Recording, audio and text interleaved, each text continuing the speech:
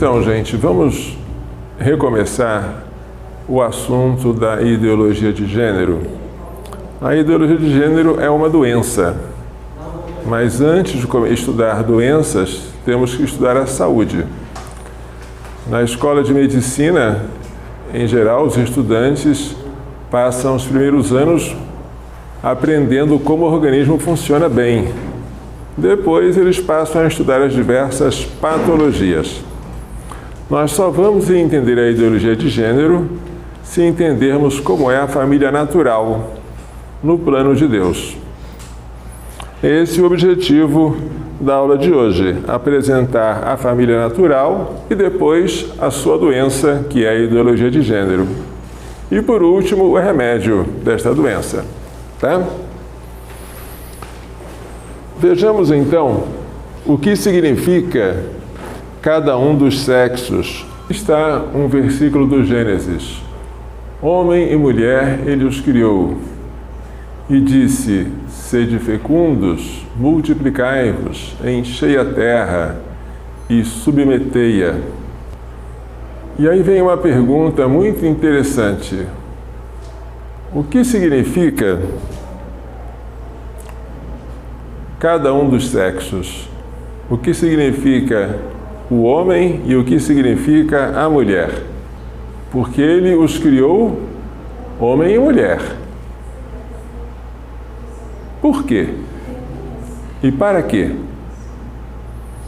Segundo Jorge Scala, no seu livro Ideologia de Gênero, o que define cada um dos sexos é a sua função procriadora. Ou seja, ser homem equivale a ser pai.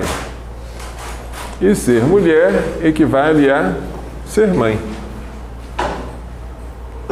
Ou seja, ser homem é a paternidade e ser mulher é a maternidade. Isso num sentido antropológico, porque não se pode reduzir isso ao sentido biológico.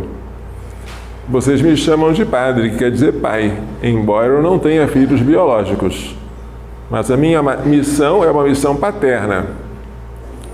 Da mesma forma, as mulheres que não têm filhos biológicos, se são autênticas mulheres, têm uma missão materna e exercem essa missão. Estou citando o livro de Jorge Scala. O que é a maternidade? Ou, o que dá no mesmo, o que é a mulher? A maternidade é a qualidade inata pela qual as mulheres sempre acolhem outros seres humanos, especialmente os entes queridos. A mulher é essencialmente acolhedora. Ela acolhe o neném dentro de si. É diferente do homem, que gera, mas gera fora dele. A mulher acolhe o neném no colo, acolhe o neném no peito para amamentá-lo. Isto implica duas coisas, que elas, as mulheres, estão sempre presentes. No terceiro dia, houve bodas em Caná da Galileia, e a mãe de Jesus estava lá. Junto à cruz de Jesus estava de pé sua mãe. Estão sempre presentes, transcendendo até a distância física da separação. Bonito nós vermos aquela mãe Cacilda, sempre presente até a hora da morte da sua filhinha Marcela, anencéfala. Eu tive a ocasião de conversar várias vezes com ela por telefone e era impressionante como ela não se achava sofredora por causa daquilo, nem desafortunada, nem prisioneira. Ficar com a filha, para ela, era a sua missão e a sua alegria. E quando a filha morreu, ela sentiu saudades. Significa também que esta presença é incondicional. Essa presença significa incondicionalidade absoluta em relação ao outro, em especial ao filho. Ou seja, estar sempre presente e estar presente incondicionalmente. Isso é ser mulher. E o que é a paternidade? Ou, o que é equivalente, o que é o homem? A paternidade é a missão masculina que consiste em encarnar a autoridade. A autoridade é a tarefa difícil de dirigir, de governar. Difícil porque você tem que responder por si e pelos outros. Difícil porque você vai prestar contas a Deus daqueles a quem você dirigiu e do modo como dirigiu. Difícil porque para você dirigir você tem que dar o exemplo. Se você quer que os outros obedeçam, você tem que ser o primeiro a ser o modelo de comportamento que você deseja que seja praticado. Para isso, deve dar sempre e sem exceções o bom exemplo, fazendo o que deve ser feito em cada situação, ainda que isso signifique muitas vezes sofrer um prejuízo ou padecer uma injustiça. Sabemos agora o que é ser homem e o que é ser mulher. São coisas diferentes e complementares. E muito antes de surgir à tona a ideologia de gênero, nós já estávamos assistindo a um nivelamento ou uma massificação dessas missões masculina e feminina.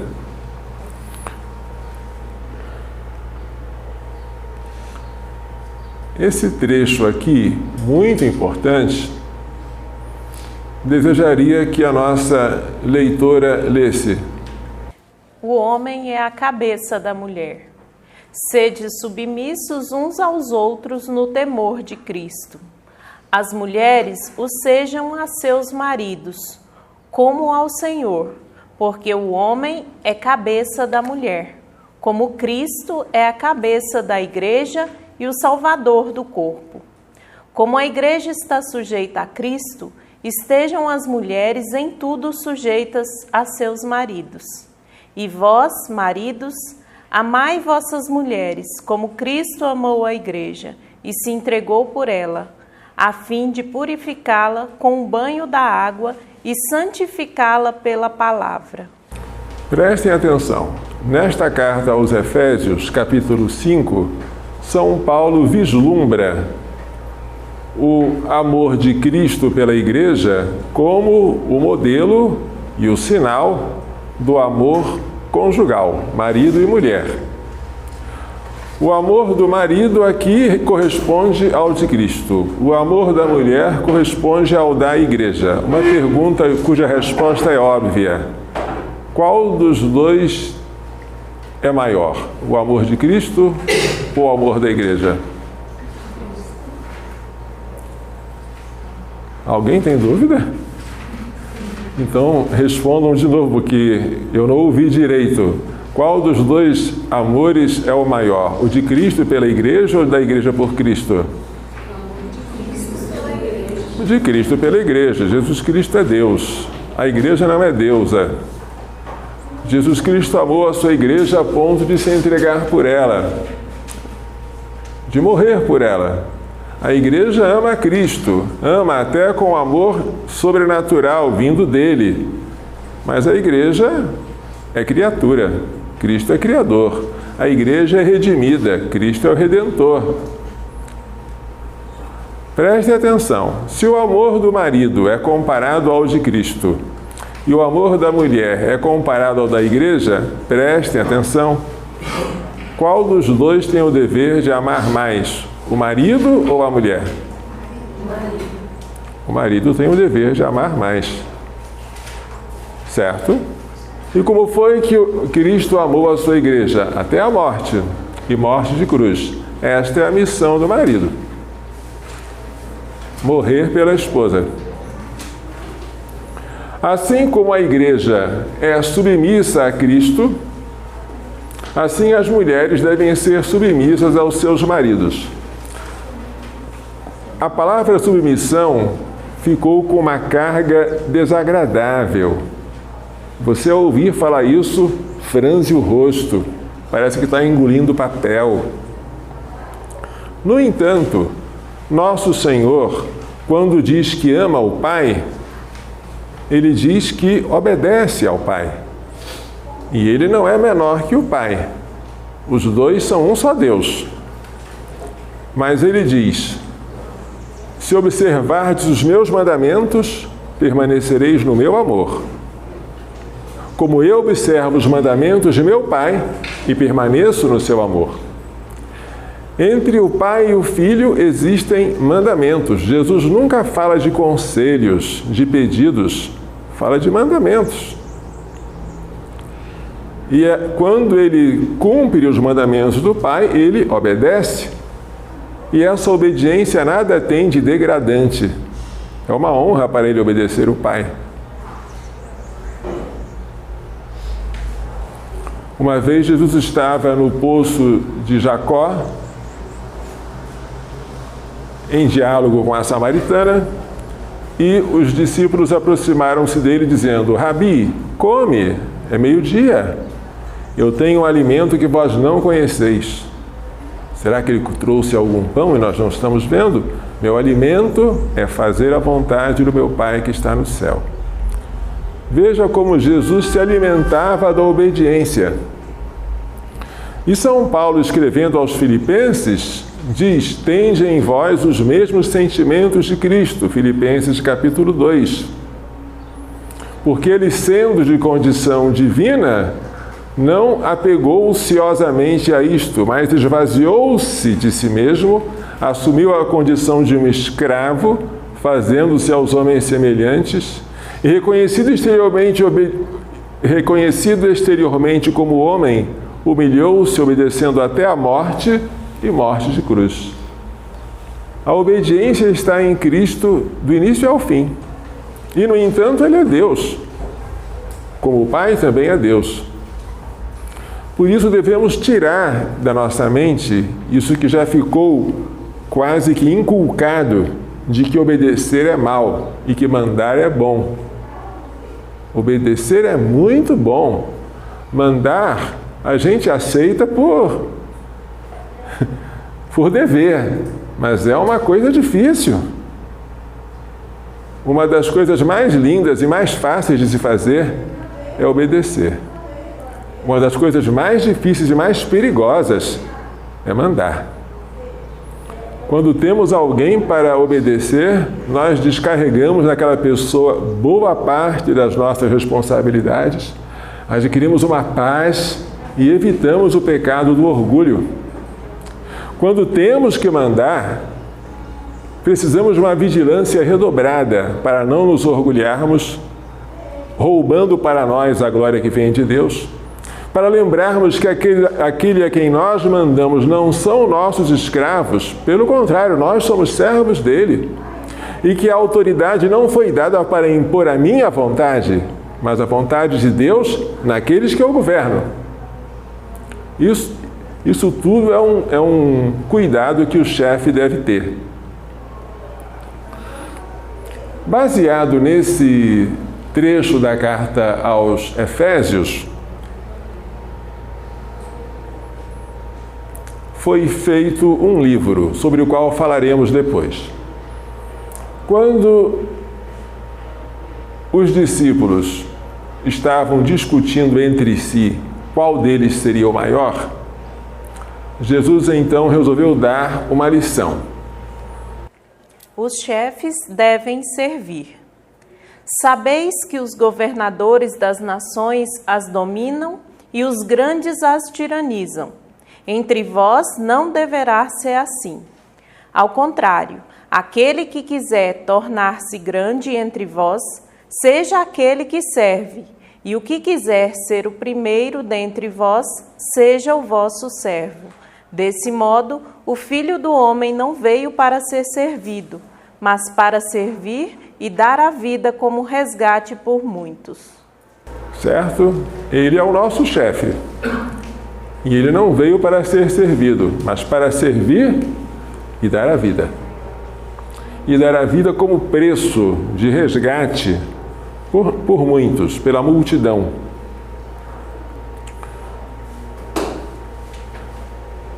E quando o chefe é o chefe supremo, Simão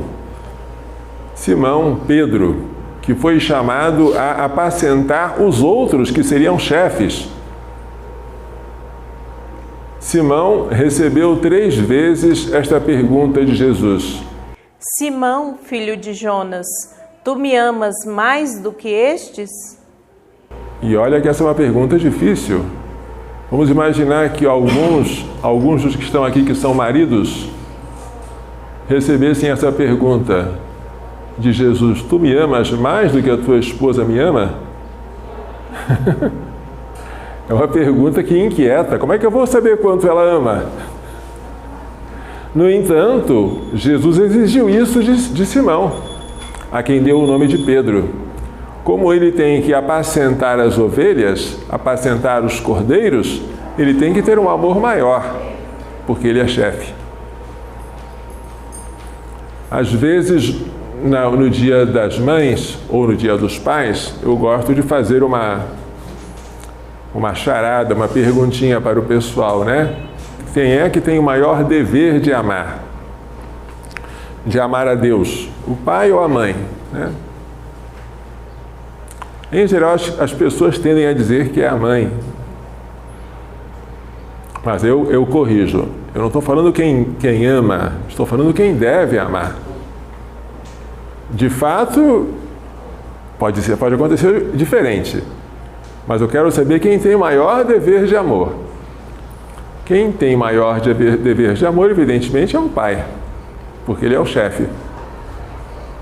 E aí dele será exigido um amor maior, o juízo dele será mais severo. Esta jovem aqui é a jovem italiana, né, de quatro filhos, jornalista, católica, escreveu esse livro, Sposati e si sottomessa, Casa-te e sê submissa.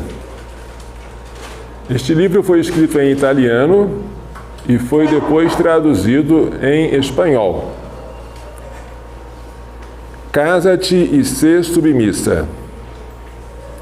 Prática extrema para mulheres sem medo. Prática extrema per donne senza paura. Esse livro foi escrito sem pretensão. Pretendia ser distribuído para as suas amigas. Mas ele causou um sucesso tão grande, ele evitou tantas separações, ele promoveu a conciliação de casais, que ele se tornou um best-seller e depois foi traduzido em espanhol. No ano seguinte, em 2012, ela publicou um outro livro, dessa vez dirigido aos homens, Sposala e muori per lei. Desposa-a e morre por ela. Dá para perceber que estes 2 livros se baseiam no capítulo 5 da Carta aos Efésios, que nós acabamos de ver. A mulher deve ser submissa, o homem deve morrer pela mulher. No seu blog, Constanza Miriano explica o sentido da submissão. Quando falamos em voz baixa para evitar o linchamento de submissão, devemos sair da linguagem do mundo, que lê tudo na ótica do domínio, do poder. O nosso rei está na cruz, mas assim venceu o único inimigo invencível, a morte. Também nós, portanto, devemos sair da lógica do poder, invertê-la completamente. Antes de tudo, porque a submissão não vem da depreciação, não se escolhe a submissão porque se pensa não ter valor. Depois, porque o fruto da escolha da mulher é o fato de que o homem estará pronto a morrer por ela.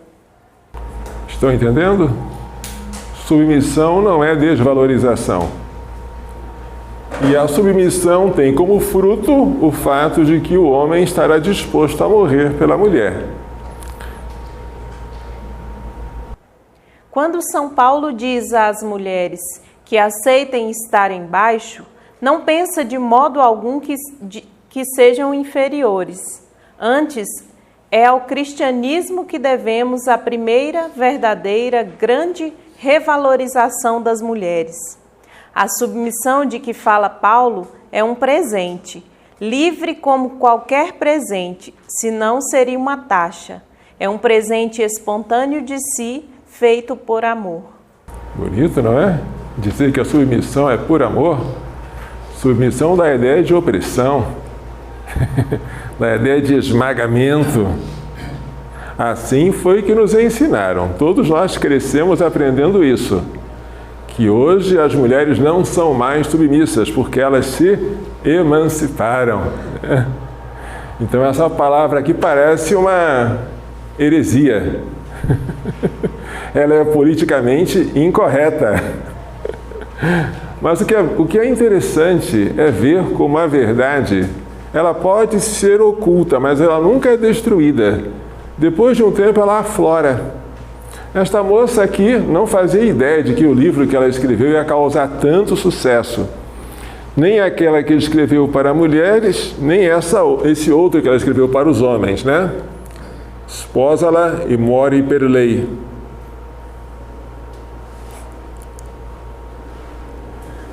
Que tem como subtítulo Homens verdadeiros para mulheres sem medo. Uomini veri per donne senza paura.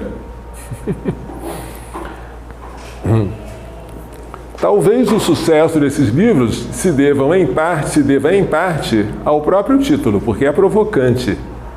A pessoa às vezes lê com raiva, depois se apaixona. Ué, isso aqui é bom, pensei que era ruim. E aí faz propaganda. Deve ser por isso, entre outras coisas, né? Mas é interessante como esses valores que haviam sido sepultados pela ideologia feminista estão agora ressuscitando. Este aqui é o Código Civil de 1916. Artigo 233.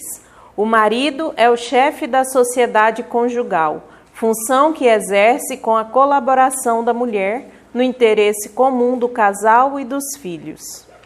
Artigo 380, parágrafo único. Divergindo os progenitores quanto ao exercício do pátrio poder, prevalecerá a decisão do pai, ressalvado à mãe o direito de recorrer ao juiz para a solução da divergência. Toda sociedade tem que ter uma cabeça.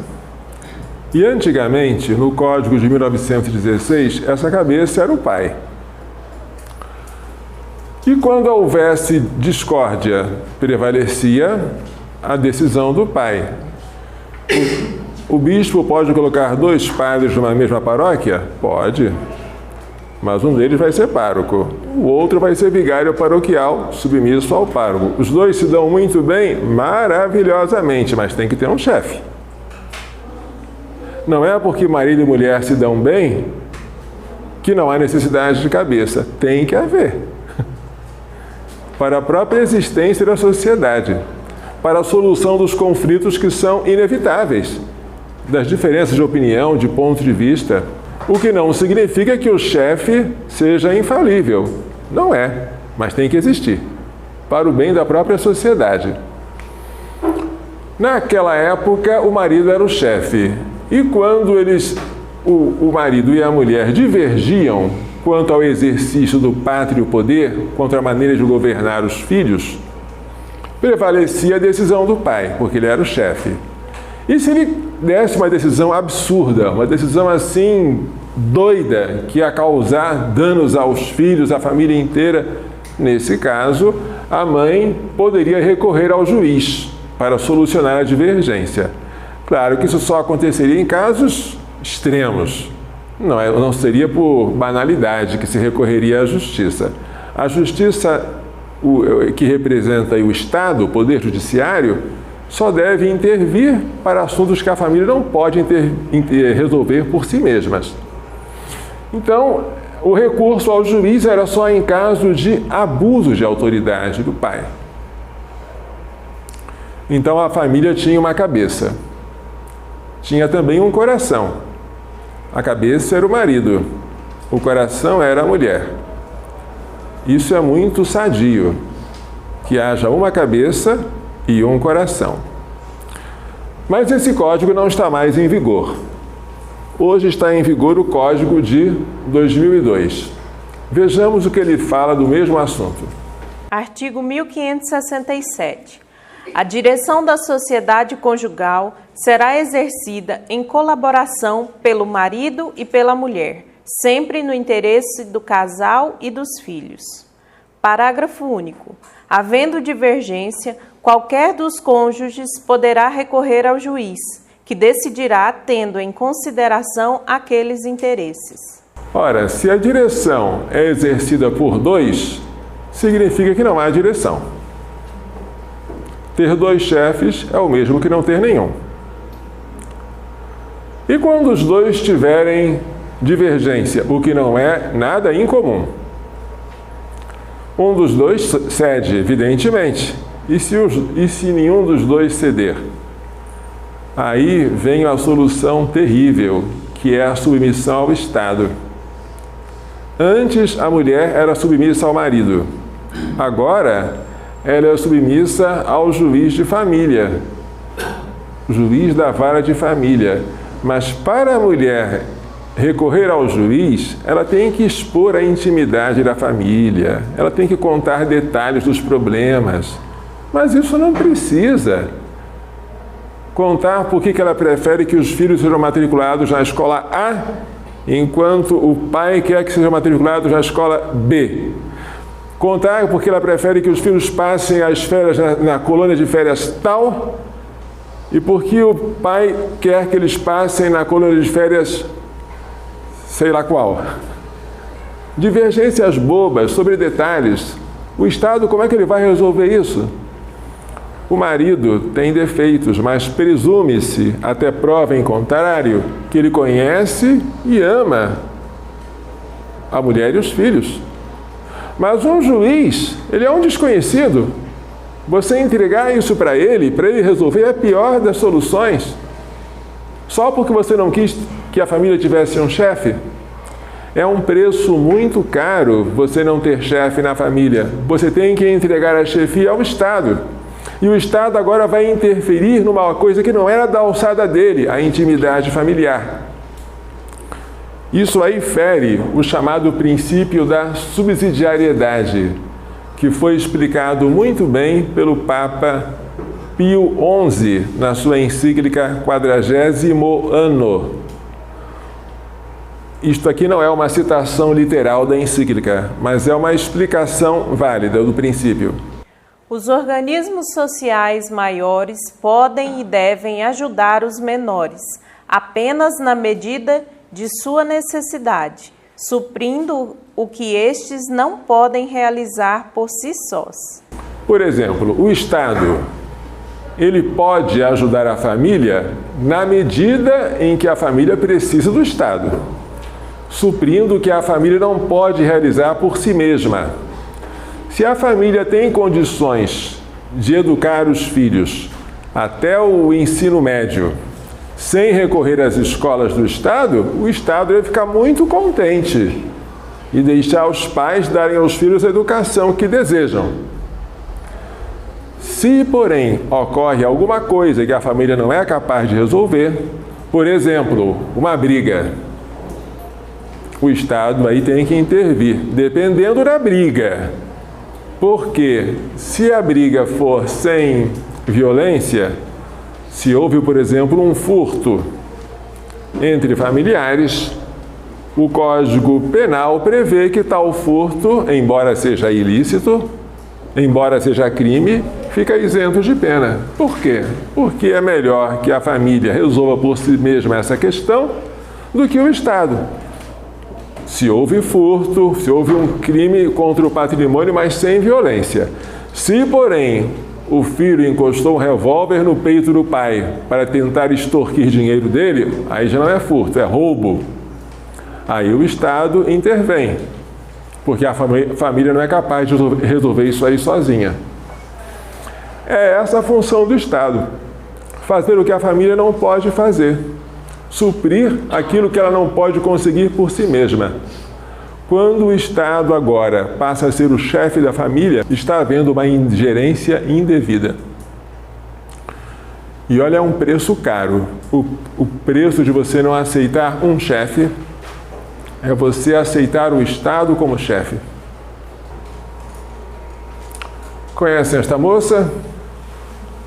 Maria Mariana?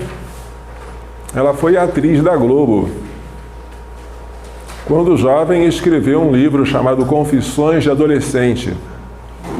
Depois dos seus 30 e poucos anos, depois de altos estudos e profundas meditações, ela descobriu que ser mulher é ser mãe e que o lugar da mãe é o lar.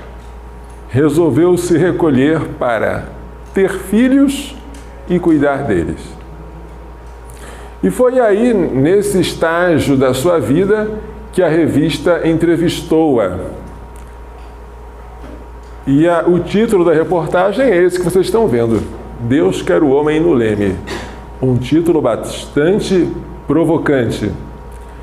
Vejamos o que ela fala sobre a igualdade entre os sexos. Não acredito na igualdade entre homens e mulheres. Todos merecem respeito, espaço, mas o homem tem uma função no mundo e a mulher tem outra. São habilidades diferentes. Penso nesta imagem: homem e mulher estão no mesmo barco, no mesmo mar. Há ondas, tempestades, maremotos. Alguém precisa estar com o leme na mão. Os dois não dá. Deus preparou o homem para estar com o leme na mão, porque ele é mais forte, tem raciocínio mais frio. A mulher tem mais capacidade de olhar em volta, ver o todo e desenvolver a sensibilidade para aconselhar. A mulher pode dirigir tudo, mas o lugar dela não é com o leme. O lugar dela não é com o leme. É interessante o que ela percebeu. Ela percebeu o óbvio, mas o óbvio foi abafado durante muito tempo. Vejamos qual é a reação da mulher diante de um rato ou de uma barata. O que significa? Significa que ela reage com a emoção imediatamente. O homem tem emoção? Tem. Mas ele coloca as emoções entre parênteses, diante de uma situação perigosa ou asquerosa, para agir naquele momento com a razão. Ora, poder controlar as emoções é uma qualidade do chefe, porque na hora do perigo o chefe não pode fugir, ele tem que enfrentar. Essa qualidade foi dada ao homem, mas não à mulher.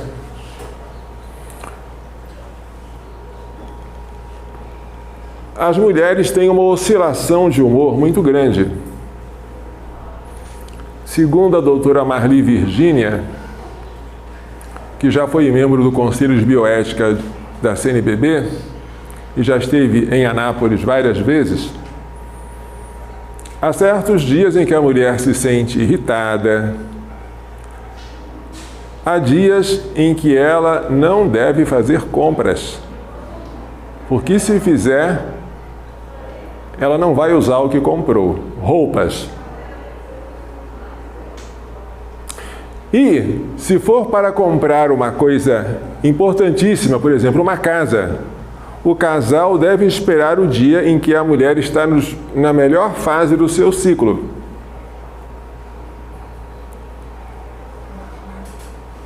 Mas isso cria um problema. Nem sempre você pode esperar. Às vezes as decisões têm que ser tomadas agora. Para isso existe o chefe. Para isso, o homem é mais estável. O homem tem oscilações de humor, mas não como a mulher. Isso assegura, como disse Maria Mariana, uma frieza maior. na hora de decidir. Frieza que é preciosa, sem ela a gente não decide bem. Foi Deus que fez assim a mulher, foi Deus quem fez assim o homem. Isso não é mal, mas nós temos que dar a cada um aquilo que é seu. Para que a mulher quer ser homem?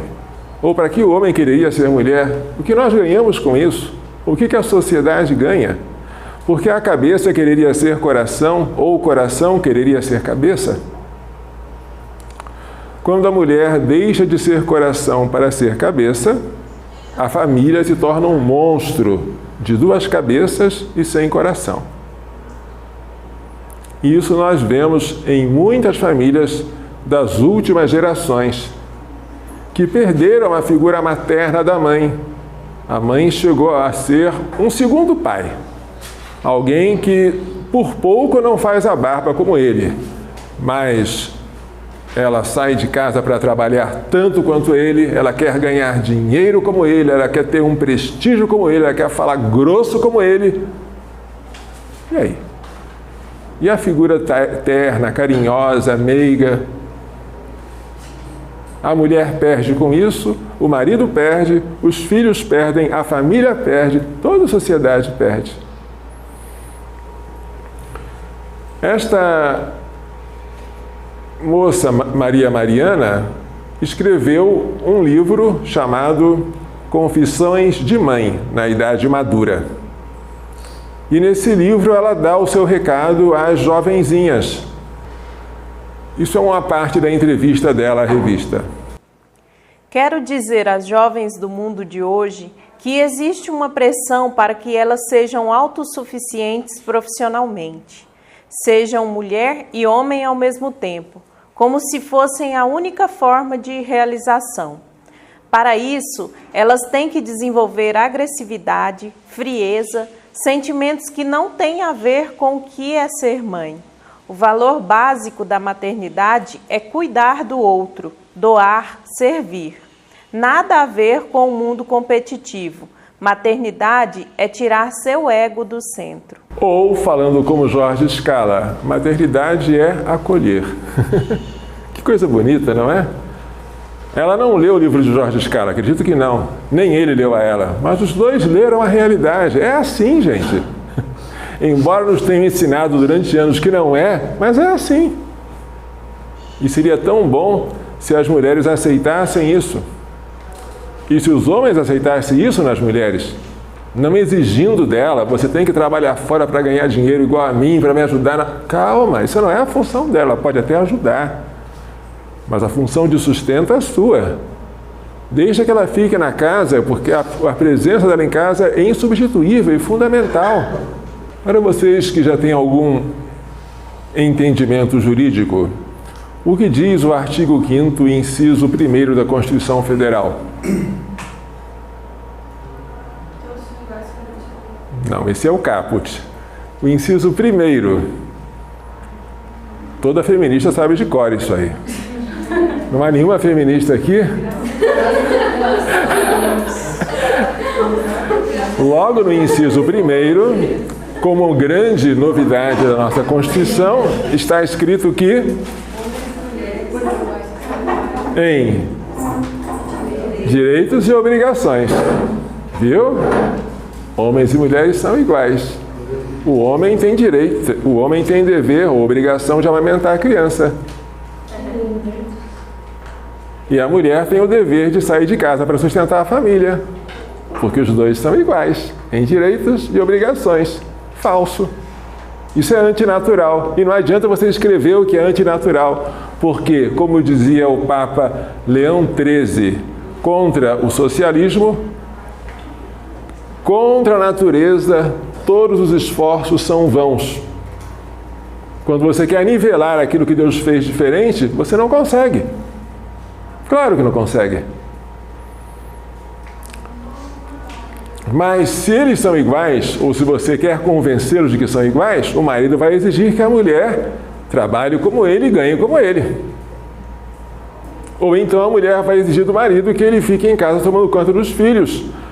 O que, aliás, não tem nada demais tomar conta dos filhos, mas lembrem-se, Nós homens temos barba.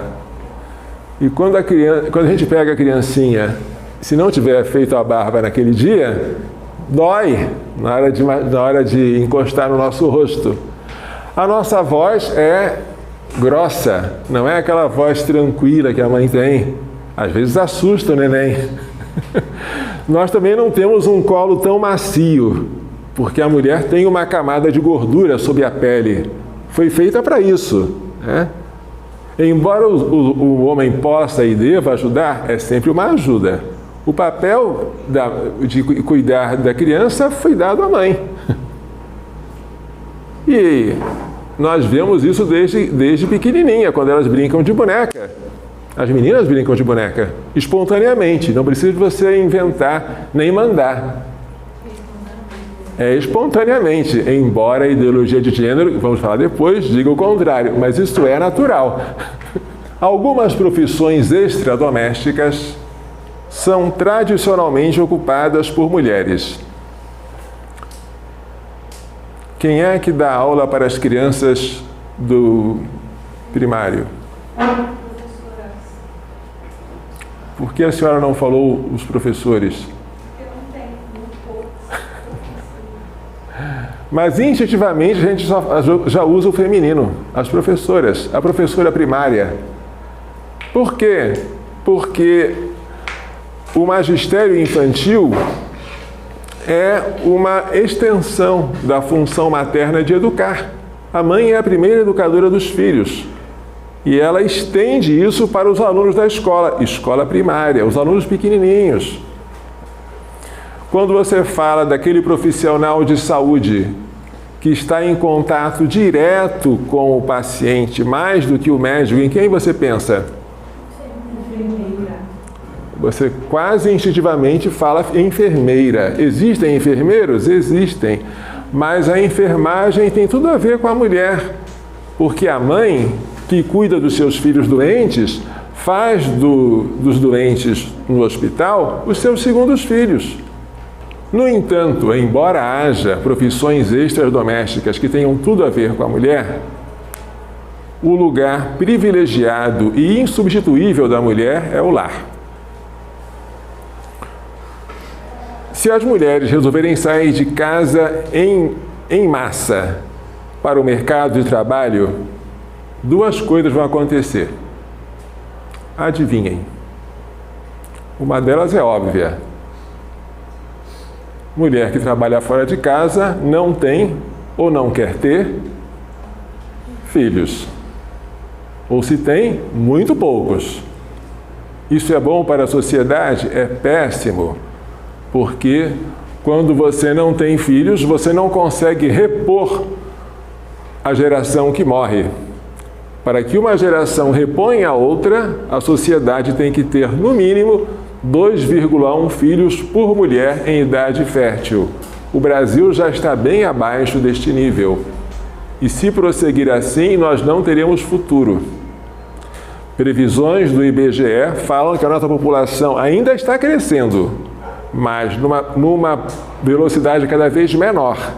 Ela vai alcançar um ápice em 2048 e depois vai começar a cair. Então nós não estamos nada confortáveis em matéria demográfica. Isso é uma das consequências da saída em massa das mulheres para o mercado de trabalho, aquela saída frenética, eu tenho que trabalhar fora. Ensinaram isso a elas, tadinhas, elas aprenderam assim desde pequeninas.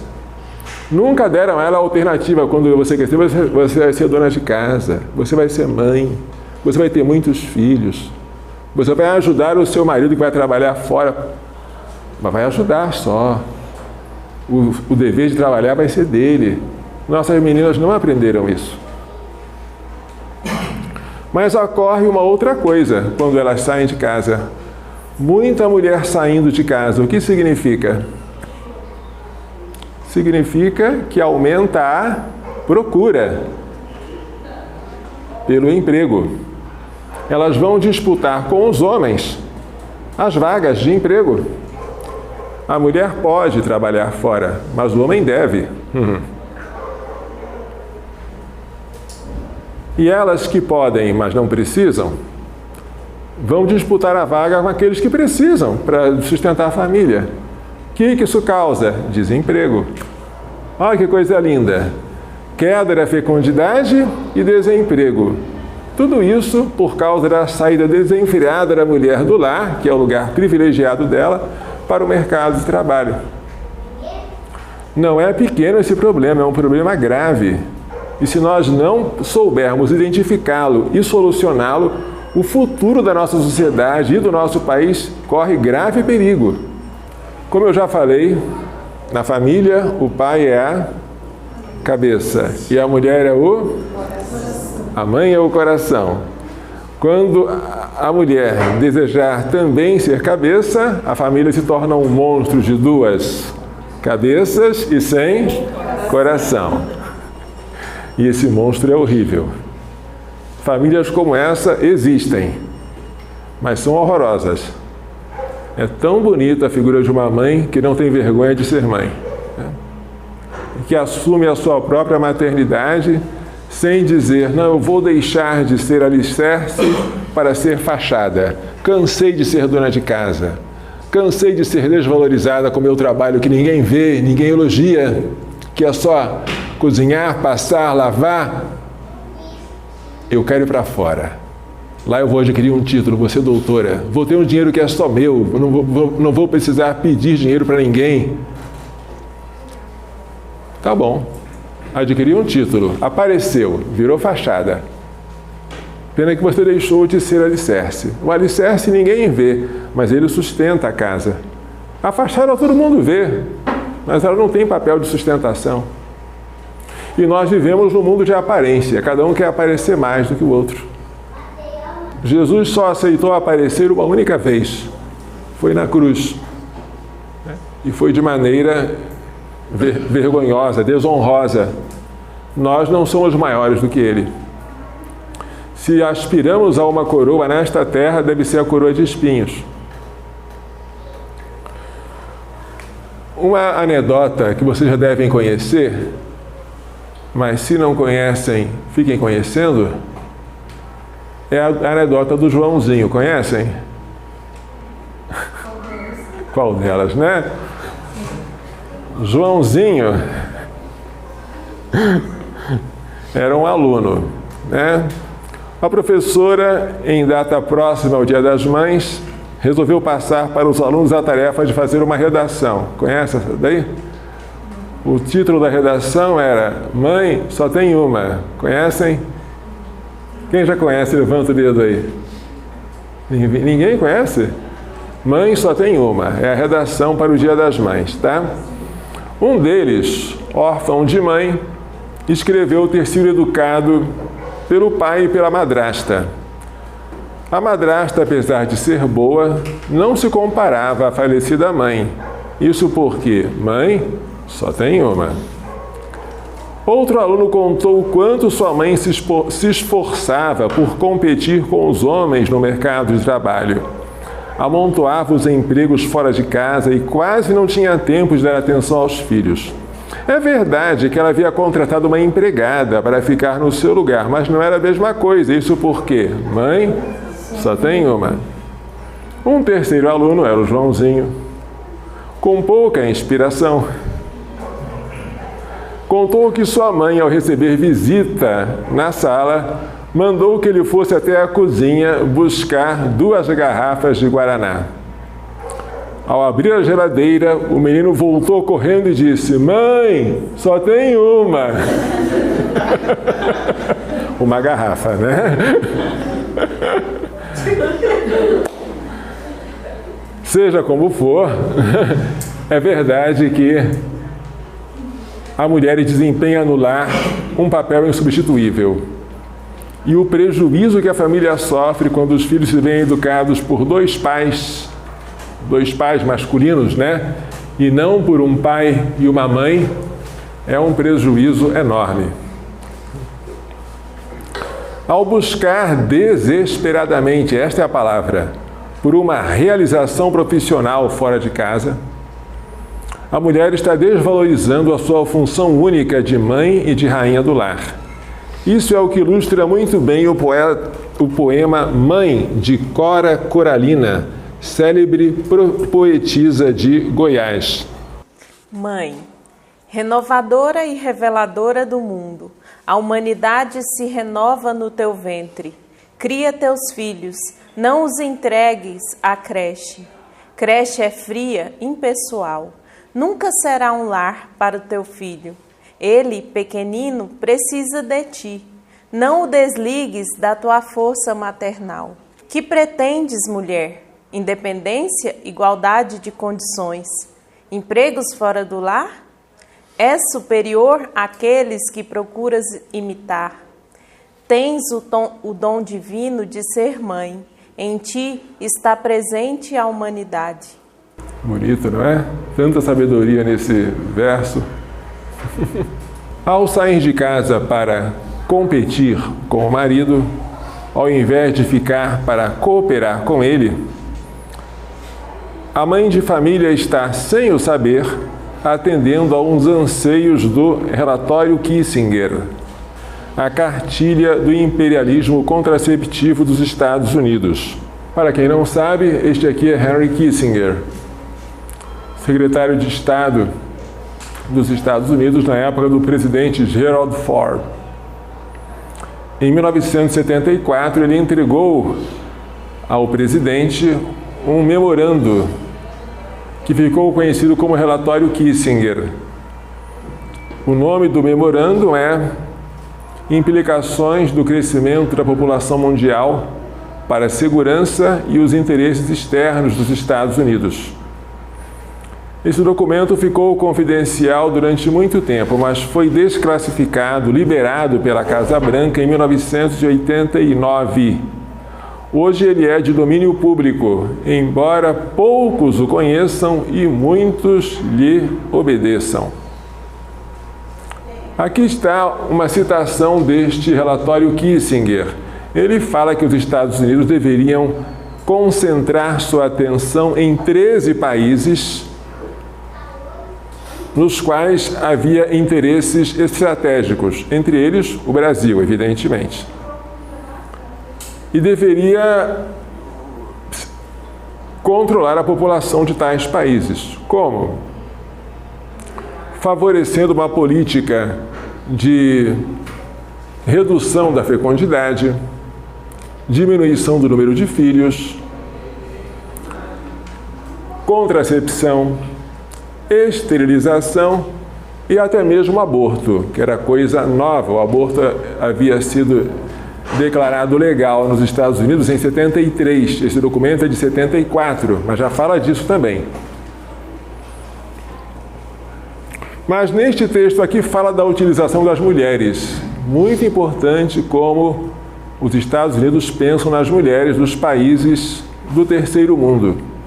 O que devem fazer com elas? Vamos ver? A condição e a utilização das mulheres nas sociedades dos países subdesenvolvidos são de extrema importância na redução do tamanho da família. Para as mulheres, o emprego fora do lar oferece uma alternativa para o casamento e maternidade precoces e incentiva a mulher a ter menos filhos após o casamento. As pesquisas mostram que a redução da fertilidade está relacionada com o trabalho da mulher fora do lar. Agora você entende por que os grupos feministas são tão ricamente financiados por dinheiro externo, né? Promover o direito da mulher, a emancipação da mulher, significa reduzir população, diminuir crescimento da população. E um povo sem população é um povo paupérrimo, porque a primeira riqueza de um povo é o próprio povo. Os brasileiros têm que existir para depois serem ricos. Se não houver brasileiros, não adianta você dizer que tem riqueza. Quem é que vai ser o proprietário delas? Isso aqui dá para perceber, é o tio Sam. Quem são essas aqui? Queremos aborto, queremos aborto. É? O que é isso aqui? Dinheiro. Dinheiro e fios de marionete. Significa que os grupos feministas do Brasil recebem muito dinheiro externo para a promoção do aborto. E acreditem, quando o dinheiro acaba, esses grupos acabam também. Porque o número de feministas militantes é extremamente reduzido, mas muito barulhento, porque recebem dinheiro para gritar nos meios de comunicação. E gritam, o que é mais revoltante, em nome das mulheres. Mas o que me deixa mais furioso é como as mulheres não reclamam. Porque quem cala... E por que as mulheres não se levantam para dizer: você, feminista, não fala em meu nome? Há algumas que fazem isso, mas são poucas. Esta aqui, Mary Pride, é uma mãe de 9 filhos, presbiteriana, moradora dos Estados Unidos, mas ela já foi uma feminista radical. Ela era engenheira química, trabalhava fora do lar, tinha uma carreira brilhante, mas um belo dia, ela lendo a Bíblia e pesquisando sobre o que a Bíblia fala da mulher, descobriu que ser mulher é ser mãe e que o lugar da mãe é o lar. Aí ela resolveu, como diz o livro, ir de volta ao lar, do feminismo para a realidade. É o nome do livro. Aí ela jogou fora os anticoncepcionais. Pensou que ia ficar grávida imediatamente. Engano dela. Teve que esperar 3 longos anos. Descobriu que o filho não aparece como capim. O filho é algo que tem que ser pedido a Deus, esperado e depois festejado. Então ela passou a chamar o marido para rezar, pedindo a Deus o dom do filho. E conseguiram, mas demorou. Depois do primeiro veio o segundo, o terceiro, até chegar ao 9º. Os filhos dela, ela educou em casa, aquela prática conhecida como homeschooling. É uma prática linda, gente. Se vocês puderem adotá-la, não deixem. Porque obriga os pais a estarem de perto com o filho, exercendo a função de professores. Eles aprendem enquanto ensinam, e a família toda aprende junta. E há uma socialização invejável. Ao contrário do que dizem, os filhos educados com homeschooling têm uma sociabilidade maior do que os outros que são educados nas escolas fora de casa. Bem, essa mulher então, que se realizou, descobriu que o lugar dela era o lar, é que ela estava fora, como um peixe fora d'água, no ambiente frio do escritório, escreveu um livro para tentar convencer as esposas cristãs a descobrirem o que ela descobriu. Vejamos um pedacinho desse livro. Com tudo que andam falando sobre a liberação hoje em dia, as mulheres não estão conseguindo perceber que a esposa que trabalha no lar é a única que realmente tem liberdade. Ela é sua própria chefe durante as mesmas 9 ou 10 horas do dia em que outras mulheres estão fazendo o que seus superiores ordenam. Ela pode organizar seus próprios horários, tomar conta de seu próprio orçamento e se vestir como quer, sem ter que cumprir normas de empresas. Ela é a dona da casa, né? É assim que se chama? A esposa que trabalha no lar tem, até certo ponto, liberdade para fazer o que deseja, ao passo que a esposa que trabalha fora mal consegue ler um livro durante as horas de trabalho. Em vez do ambiente frio e formal do escritório, a trabalhadora do lar serve seus clientes diretamente e, diariamente, ela recebe tangíveis recompensas por seu trabalho. Este bolo está delicioso, mamãe. Todos os esforços para promover a liberação da mulher estão estabelecendo uma nova forma de escravidão, a esposa reprimida.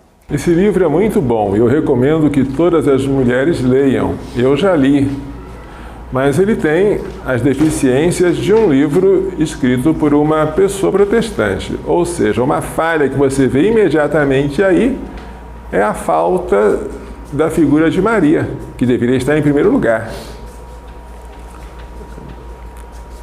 E assim eu fico à espera de que uma de vocês venha escrever o livro De Volta ao Lar com Maria, para preencher essa lacuna, que é uma grande lacuna.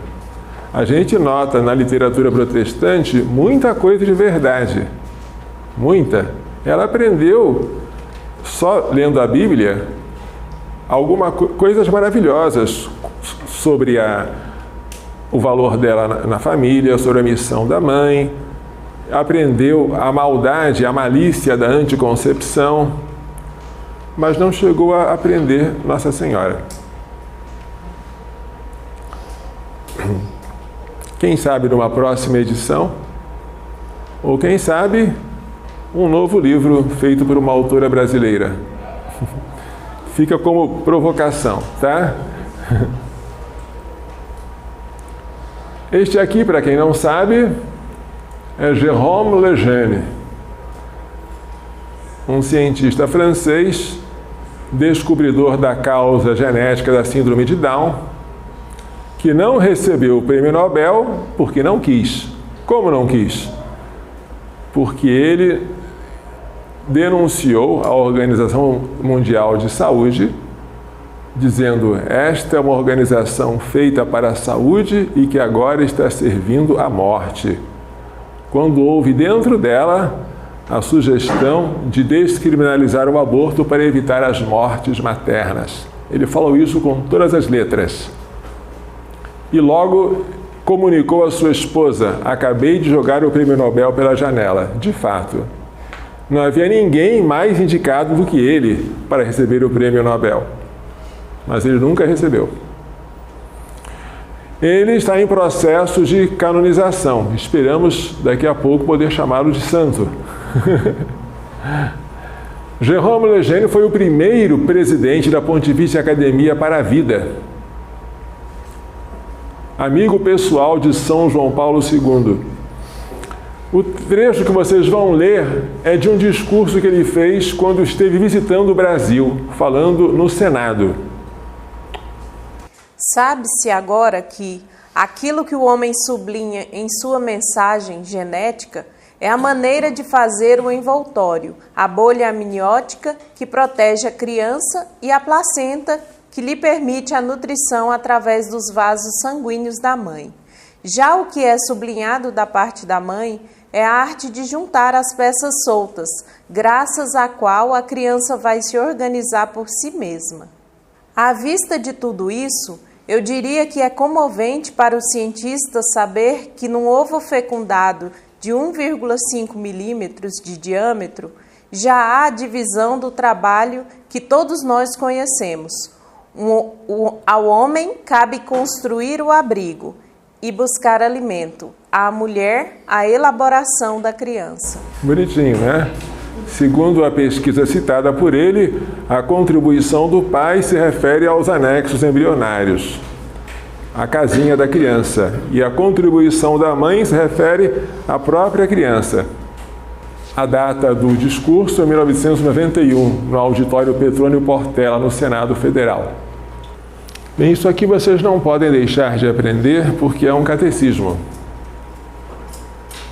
Já aprenderam isso? Não? Aprendam, por favor. O que é mulher? Mulher é o ser humano que, por infortúnio, pertence ao sexo feminino. O que quer dizer infortúnio? Azar, falta de sorte. O que é o feminismo? Um movimento que visa libertar a mulher, tornando-a igual ao homem. A mulher é igual ao homem? Não. Mas o desejo do feminismo é torná-la igual. Igualar o que Deus fez diferente. Quais são as principais bandeiras do feminismo? O emprego fora do lar, a anticoncepção, o lesbianismo e o aborto. A mulher não pode realizar-se como dona de casa? Nunca. Dona de casa, rainha do lar, são títulos usados para esconder a escravidão da mulher ao marido e aos filhos. A única realização possível é fora do lar, em competição com o homem. Gravaram? Aprendam isso, tá? Aliás, já aprenderam muito bem isso, né? Desaprendam isso. Por que o feminismo prega o direito à anticoncepção? Porque os anticoncepcionais tornam a mulher semelhante ao homem. Ele não concebe, não sofre os incômodos da gravidez nem as dores do parto. Ao usar algum método anticoncepcional, a mulher torna-se mais masculina. Aliás, vocês já aprenderam que um dos efeitos dos anticoncepcionais é o aparecimento de caracteres secundários masculinos. Não por acaso. Por que o feminismo prega o direito ao lesbianismo? Porque as lésbicas praticam aquilo que, em geral, só é concedido aos homens praticar: a conjunção carnal com mulheres. Por que o feminismo prega o direito ao aborto? Porque o aborto torna nós mulheres não apenas iguais aos homens, mas superiores a eles. Como assim? A mulher que aborta faz algo que muitos homens não têm coragem de fazer.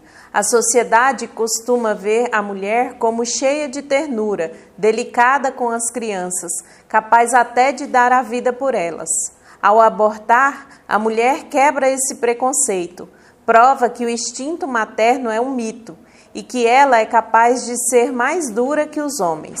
Com o direito ao aborto, o feminismo atinge o seu auge. Gostaram do catecismo? Não. Decoraram? Não.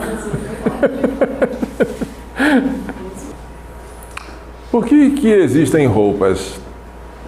Uma pergunta interessante, porque Adão e Eva não precisavam, mas nós precisamos. Não precisavam porque havia um dom chamado integridade, que fazia com que os instintos e os sentidos ficassem harmoniosamente submissos à razão. Esse dom se perdeu com o pecado original. E quando eles pecaram, imediatamente resolveram se cingir com folhas de figueira. E qual foi a providência que Deus tomou para eles? Deus não gostou daquela roupa, né? Não gostou, não achou que folhas de figueira fossem suficientes. Deus lhes deu túnicas feitas de pele de animais. Interessante, antes do pecado, as roupas eram desnecessárias. Depois, não é qualquer roupa que serve. A roupa agora tem que cobrir. E uma roupa pode ser indecente ou porque ela é curta, não cobre todo o corpo, ou porque ela é transparente, deixa a luz passar, ou porque ela é apertada, colada. Ou seja, uma roupa decente deve ser longa, deve ser opaca e deve ser folgada, né? Isso é óbvio, estou falando o que todos nós sabemos. Mas nem sempre o óbvio é posto em prática. E desobedece-se a isso em nome da moda. Mas, segundo o Papa São João Paulo II, as roupas cobrem o corpo para nos deixar ver os valores da alma. De fato, esse Papa tinha que ser santo, né?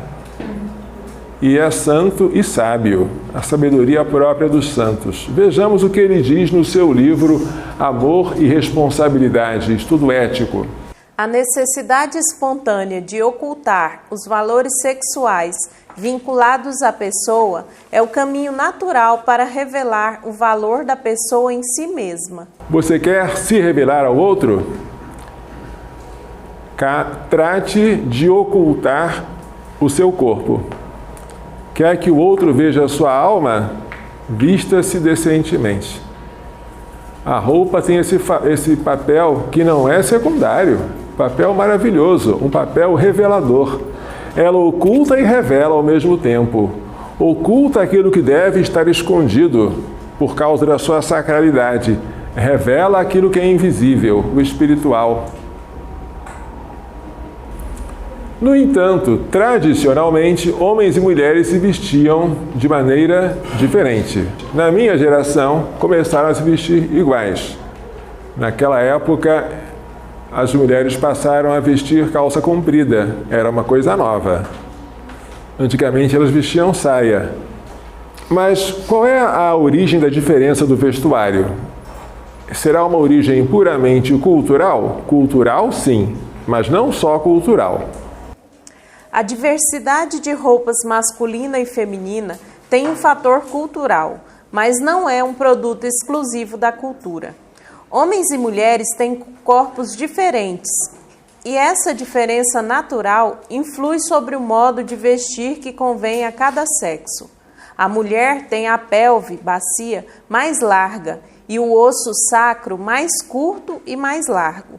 O motivo dessa disposição óssea é abrigar o bebê durante a gravidez. Daí a conveniência de que as roupas femininas sejam largas na altura dos quadris. Por esse motivo, durante séculos, consolidou-se o uso de saias pelas mulheres. De fato, a saia adapta-se perfeitamente ao corpo da mulher, não apenas com decência, mas com uma particular elegância. Vocês já viram um vestido de noiva? Claro que já viram. Já viram uma calça de noiva? Mas as mulheres resistem até hoje a usar calça na hora de se casar. Pelo menos naquela hora da vida, ela quer usar um vestido. Por quê? Porque é bonito, porque é elegante, porque tem tudo a ver com ela. Naquela hora ela se lembra que é mulher. Depois ela vai se esquecer, mas naquela hora...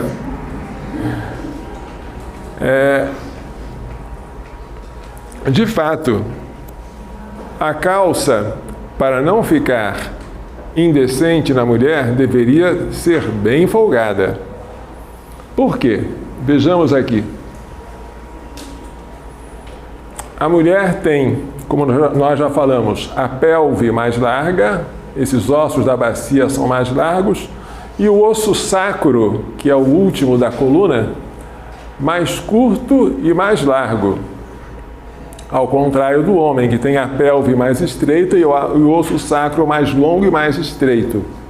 Você consegue ver isso examinando o esqueleto. Você sabe diferenciar se é de um homem ou de uma mulher, examinando esses ossos aí. A mulher tem que ter uma bacia larga, porque quando ela ficar grávida, o neném tem que caber dentro dela. Mas, quando as mulheres passaram a usar calça, e especialmente quando passaram a usar calça jeans, não houve nenhum tipo de mudança no manequim para que elas ficassem folgadas. A calça jeans, para quem não sabe, foi criada nos Estados Unidos para os trabalhadores das minas, trabalhadores de mineração. Roupa para trabalho pesado, roupa grosseira, rústica, para resistir mesmo. Quando passou a ser usada pelas mulheres, não tiveram o trabalho de alterar a forma ou a forma. O que aconteceu? É que ficou muito apertado. Mas muito apertado mesmo. Eu não conheço nenhum tipo de calça jeans que fique folgado em uma mulher. Mas fica tão apertado que parece uma armadura. E aí vem a pergunta, será que ela se sente confortável com aquilo? Será que alguém a obriga a usar uma roupa tão apertada? Hoje, se nós virmos fotografias dos anos 60, podemos nos escandalizar, porque era a época da minissaia e as mulheres eram obrigadas pela moda, mas a moda era tirânica, obrigadas a usar saias acima do joelho, na posição de pé. Imagine sentada, como é que ficava. Mas elas se viam obrigadas a isso. Quem não usasse saia nessa altura, ou nessa... Qual é o contrário de altura? Nessa baixura, né? Era ridicularizada, ela era excomungada socialmente. E vocês olhando aquelas fotografias, nossa, como é que vocês tinham coragem de se vestir assim? Até senhoras, olha. No futuro, acreditem no que eu estou dizendo, algumas pessoas vão ver fotografias de hoje e vão dizer, nossa, como é que essas mulheres usavam calça tão apertada? Até senhoras, veja, de todas as idades. Porque o hábito, o costume, fez com que se perdesse o senso de pudor. E o pudor faz com que você saiba que precisa ocultar o seu corpo, cobri-lo, como algo sagrado.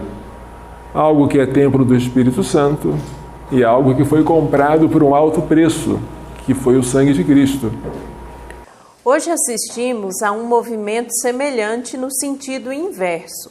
Homens advogando o direito de usar saias, a fim de libertar-se da ditadura da calça. Em 2008, o jornal francês Libération noticiava a existência da Associação Homens de Saia. Seu fundador, Dominique Moreau, defendia a emancipação masculina, reivindicando o direito de dispor plenamente do próprio corpo, nos moldes da liberação feminina. Não, não é escocês não, esse é francês. Tá aí, olha. Por que não querer conservar a sua própria identidade? Por que imitar o outro sexo? Se as mulheres fizeram mal em querer imitar os homens, por que agora os homens querem imitar as mulheres? É o que dizia Dom Manuel Pestana Filho. O feminismo causou primeiro a masculinização da mulher, depois a feminilização do homem e, por último, a bestialização de ambos.